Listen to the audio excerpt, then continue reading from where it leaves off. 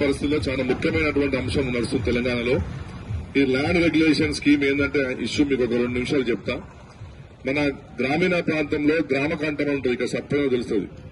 గ్రామకంఠం కాకుండా ఆ గ్రామకంఠం దాటిన తర్వాత సర్వే నెంబర్లో కొత్తగా లేఅవుట్ చేసి ప్లాట్లు కొని రిజిస్ట్రేషన్ చేసుకున్నటువంటి భూములు, అంటే ఈ లేఅవుట్ లేని భూములు ఎవరైతే కొనుక్కున్నారో తెలిసి తెలియక ఆ భూములన్నీ కూడా రెగ్యులేట్ చేసుకుంటే బాగుంటది. ఎందుకంటే రెగ్యులేట్ చేయకపోతే మన గవర్నమెంట్ ఉన్న స్కీమ్ ప్రకారం ఇంటికి పర్మిషన్స్ రావు, ఎలక్ట్రిసిటీ కనెక్షన్స్ రావు, నీళ్ల సౌకర్యం ఇవ్వలేము. కాబట్టి ఆ స్కీమ్ ని రెగ్యులేట్ చేసుకోవాలని చెప్పి గత ప్రభుత్వం మన కేటీఆర్ గారు మంత్రిగా ఉన్నప్పుడు ఈ యొక్క ఎల్ఆర్ఎస్ స్కీమ్ ని ప్రవేశపెట్టడం జరిగినది.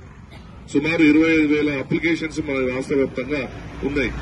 సో అప్పుడు ఇదే కాంగ్రెస్ ప్రభుత్వము ఏం చెప్పిందంటే ఎల్ఆర్ఎస్ ద్వారా తెలంగాణ ప్రభుత్వం, కేసీఆర్ ప్రభుత్వము పైసలు దోపిడీ చేసుకుంటుంది, ప్రజలకు తీవ్రంగా అన్యాయం అయిపోతుందని చెప్పేసి అప్పుడు ఫీజు లేదు, రాష్ట్రం లేదని చెప్పి రేవంత్ రెడ్డి గారు ప్రెస్ మీట్ పెట్టుకుని రేపు కాంగ్రెస్ ప్రభుత్వం వచ్చిన తర్వాత మేము దీన్ని ఉచితంగా రెగ్యులేట్ చేస్తాం కాబట్టి దీన్ని రద్దు చేయాలని చెప్పి కూడా ఆ రోజు ఉత్తమ్ కుమార్ రెడ్డి గారు కానివ్వండి, ఆ రోజున ముఖ్యమంత్రి రేవంత్ రెడ్డి ఇద్దరు కూడా కలిసి కట్టుకుని దీని మీద ఒక చెడ్డ ప్రచారం చేసిండ్రు.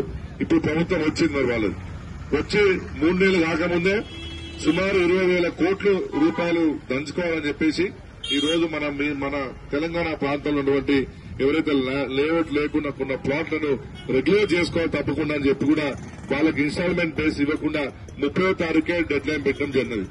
గతంలో కూడా మనం ఎల్ఆర్ఎస్ స్కీమ్ పెట్టినప్పుడు ప్రభుత్వం చాలా మంది రిక్వెస్ట్ చేస్తే